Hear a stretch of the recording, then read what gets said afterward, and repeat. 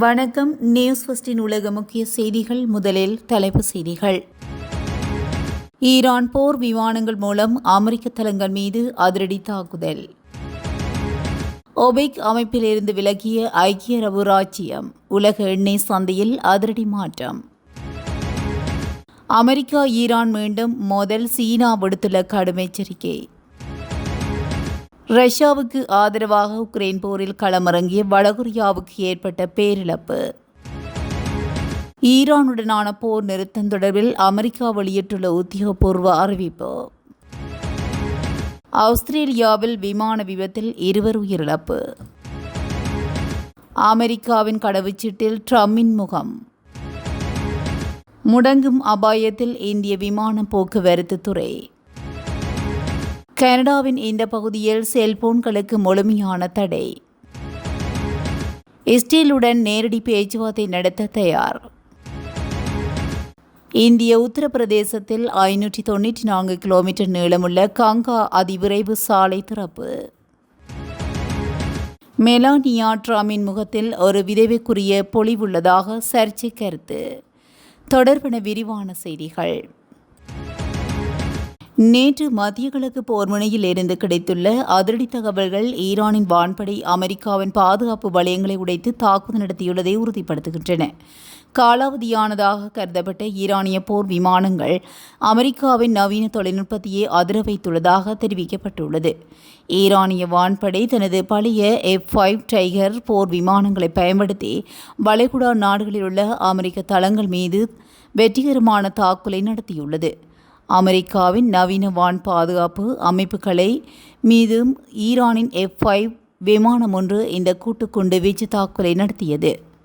Pentagon அதிர்ச்சியில் ஆழ்த்தியுள்ளதாகவும் ஈராக்கின் Erbil, Qatar மற்றும் குவைத்திலுள்ள அமெரிக்க இராணுவ நிலைகள் மீதும் இந்த விமானங்கள் கொண்டு வீசியுள்ளதாக ஈரானிய இராணுவ செய்தி தொடர்பாளர் பிரிகேடியர் ஜெனரல் அக்ரமினியா அதிகாரப்பூர்வமாக அறிவித்துள்ளார். அமெரிக்கா உளவுத்துறை மற்றும் நியூஸ் வெளியிட்டுள்ள ரகசிய தகவலின்படி இந்த தாக்குதல்கள் அமெரிக்காவுக்கு பில்லியன் கணக்கான டாலர்கள் இழப்பை ஏற்படுத்தியுள்ளதாக அமெரிக்க கடற்படையின் 5வது கடற்படை தலைமையகம் கடுமையாக சேதமடைந்துள்ளதாக தெரிவித்துள்ளது.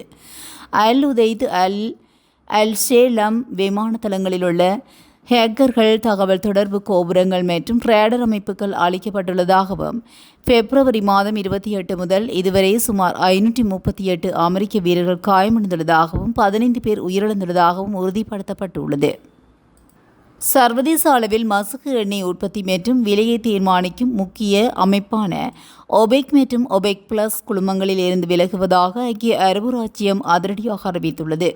சுமார் 60 ஆண்டுகால உறவை முடிவு கொண்டு வருவதற்கும் இந்த முடிவு உலக எரிசக்தி சந்தையில் பெரும் பரபரப்பை ஏற்படுத்தியுள்ளது.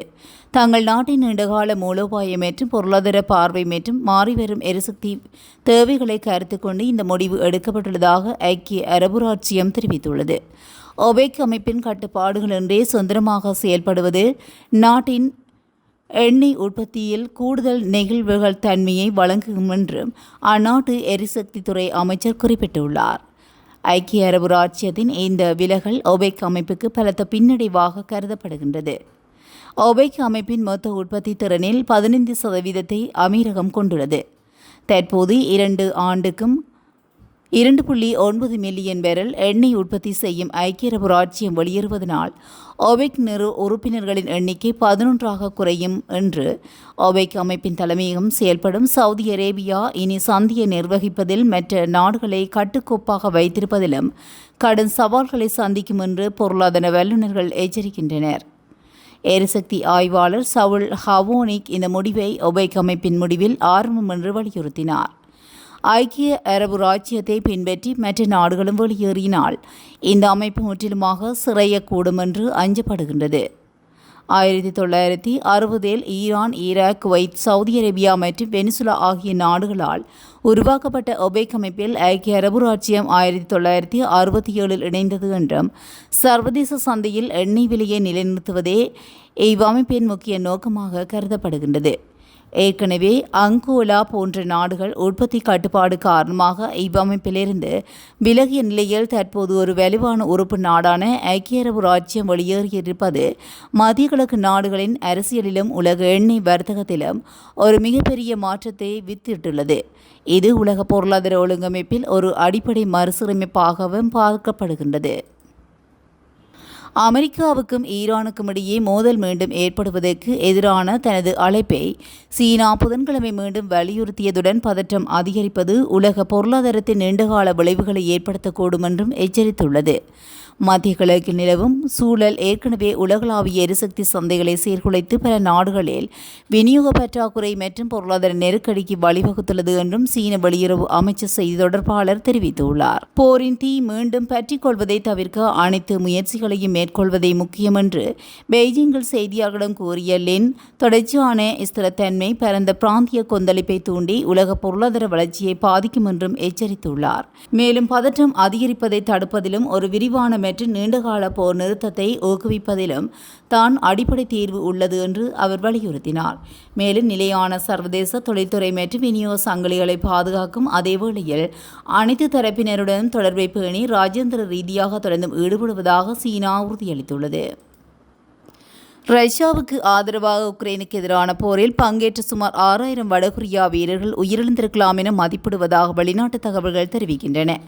சண்டையில் சுமார் 15,000 வடகொரியா வீரர்கள் ஈடுபடுத்தப்பட்டுள்ளதாக வெளிநாட்டு ஊடகங்கள் செய்தி வெளியிட்டுள்ளன. இதுக்கிடையில் சண்டையின் போது உக்ரைனிய படைகளால் பிடிக்கப்பட்ட ஒரு கொரிய வீரர் கையெறி குண்டை வெடிக்க செய்து தற்கொலை செய்து கொண்டார். இந்த செயலை வடகொரியா தலைவர் கிம் யாங் உன் பாராட்டியுள்ளதாக வெளிநாட்டு ஊடகங்கள் மேலும் செய்தி வெளியிட்டுள்ளன. போர் அனுபவம் இல்லாத வடகொரியா வீரர்களுக்கு பாரிய இழப்பு ஏற்படுவதாக முன்னர் தகவல்கள் வெளியாக இருந்தமை குறிப்பிடத்தக்கது. மத்திய கிழக்கில் போர் நீடித்து வரும் சூழலில் ஈரானிய தரப்புடன் பேச்சுவார்த்தையாளர்கள் தொடர்ந்து ஈடுபட்டு வருவதாக வெள்ளை மாளிகை தெரிவித்துள்ளது. இருப்பினும் தற்போதைய போர் சூழலுக்கு மத்தியில் ஈரான் தனது தலைமைத்துவ கட்டமைப்பை சீரமைப்பதில் பெரும் போராட்டத்தை எதிர்நோக்கி வருவதாக வெள்ளை மாளிகை சுட்டிக்காட்டியுள்ளது.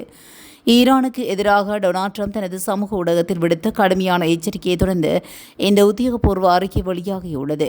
மேலும் அமெரிக்க ஊடகங்களுக்கு இது தொடர்பாக கருத்து தெரிவித்துள்ள வெள்ளை மாளிகையின் ஊடக பேச்சாளர், அமெரிக்காவின் தேசிய பாதுகாப்புக்கு முதலிடம் அளிக்கும் ஒரு உடன்படிக்கையை மட்டுமே ஜனாதிபதி ட்ரம்ப் ஏற்றுக்கொள்வார் என்பதையும் தெளிவுபடுத்தினார்.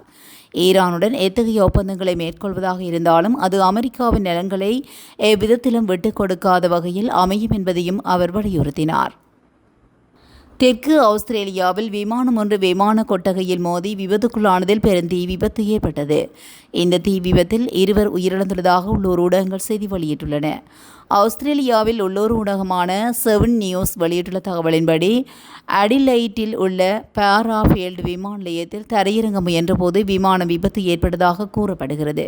ஒரு விமானியும் அவருடன் பயணித்தவரும் உயிரிழந்ததாகவும் மேலும் 11 பேர் காயங்களுடன் மருத்துவமனைக்கு கொண்டு செல்லப்பட்டுள்ளதாகவும் கூறப்படுகிறது. விபத்தினை அடுத்து விமான கொட்டகையிலிருந்து எழுந்த அடர்த்தியான கரும்புகை அருகிலுள்ள பகுதி முழுவதும் பரவியது. மேலும் மக்கள் வீட்டுக்குள் இருக்குமாறு பெருநகர தீயணைப்புத்துறை அறிவுறுத்தியுள்ளது. இந்த விபத்து குறித்து ஆஸ்திரேலியா போக்குவரத்து பாதுகாப்பு பணியகம் விசாரணையை தொடங்கியுள்ளது. அமெரிக்காவின் 250வது சுதந்திர தினத்தை முன்னிட்டு அமெரிக்க ஜனாதிபதி டொனால்ட் ட்ரம்பின் உருவப்படம் அடங்கிய சிறப்பு கடவுச்சீட்டுகளை வெளியிட அமெரிக்க அரசாங்கம் முடிவு செய்துள்ளது. இந்த கடவுச்சீட்டுகளில் ட்ரம்பின் உருவப்படம், அமெரிக்காவின் சுதந்திர பிரகடனத்தில் வரிகள் மற்றும் அமெரிக்காவின் தேசிய கொடி ஆகியவை இடம்பெற்றதுடன் ட்ரம்பின் கையொப்பம் தங்க நிறத்தில் பதிக்கப்பட்டுள்ளது. இந்த சிறப்பு பதிவு கடவுச்சீட்டுகளை வாஷிங்டன் கடவுச்சீட்டு முகவரத்தில் மட்டுமே கிடைக்கும் என்றும் விண்ணப்பிக்கும் எந்தவொரு அமெரிக்க குடிமகனும் இதனை பெற்றுக்கொள்ளலாம் என்றும் தெரிவிக்கப்பட்டுள்ளது.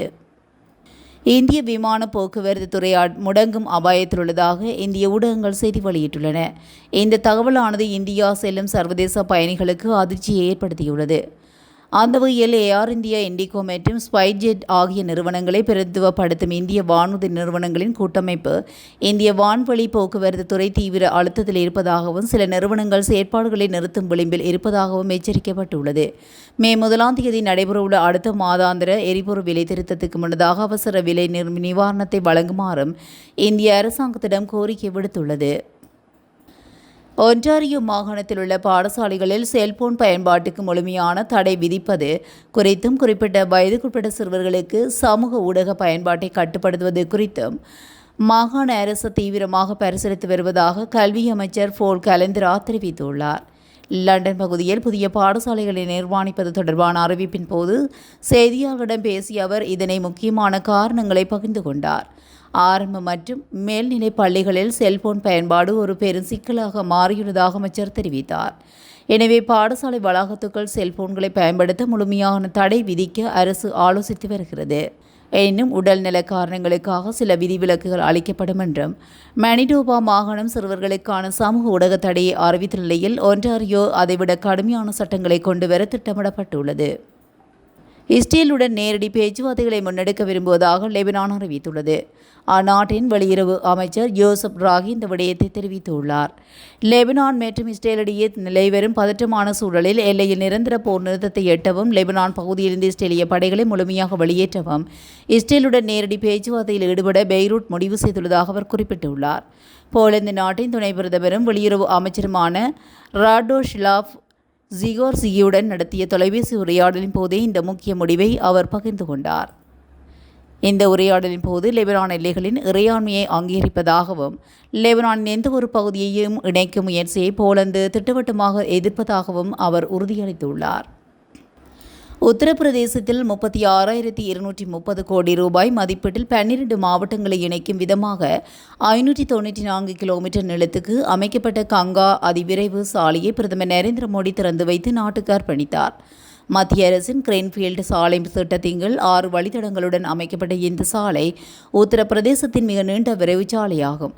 கங்கா அதிவிரைவு சாலையில் வாகனங்கள் 120 கிலோமீட்டர் வேகத்தில் செல்ல முடியும் என்றும் யாக்ராஜா மீரட் இடையேயான பயண நேரம் 6 தொடக்கம் 8 மணி நேரமாக குறையும் என்றும் தெரிவிக்கப்பட்டுள்ளது.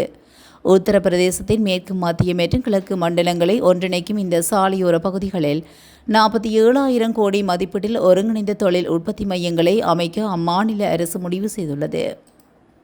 அமெரிக்க அதிபர் டொனால்ட் ட்ரம்ப் மனைவி மெலனியா ட்ரம்பின் முகத்தில் விதவையின் தோற்றம் தெரிவதாக சர்ச்சைக்குரிய கருத்தை வெளியிட்ட அமெரிக்க தொலைக்காட்சி தொகுப்பாளர் ஜிம்மி கிம்மெல் மன்னிப்பு கேட்க மறுத்துள்ளார். தனது நிகழ்ச்சியில் பேசிய அவர் அது வெறும் லேசான கிண்டல் மட்டுமே என்றும் வன்முறைக்கு தூண்டுதல் அல்ல என்றும் விளக்கினார். ஆனால் அவரது பேச்சு வெறுப்பு வன்முறையின் தூண்டும் வகையில் உள்ளது என மெலனியா ட்ரம்பும் அவரை உடனடியாக பணிநீக்கம் செய்ய வேண்டும் எனவும் அமெரிக்க அதிபர் டொனால்ட் ட்ரம்பும் சமூக வலைதளத்தில் பதிவிட்டுள்ளனர். இதுபோன்ற செய்திகளை உடனுக்குடன் தெரிந்து கொள்ள நியூஸ் ஃபர்ஸ்டுடன் இணைந்திருங்கள். நன்றி, வணக்கம்.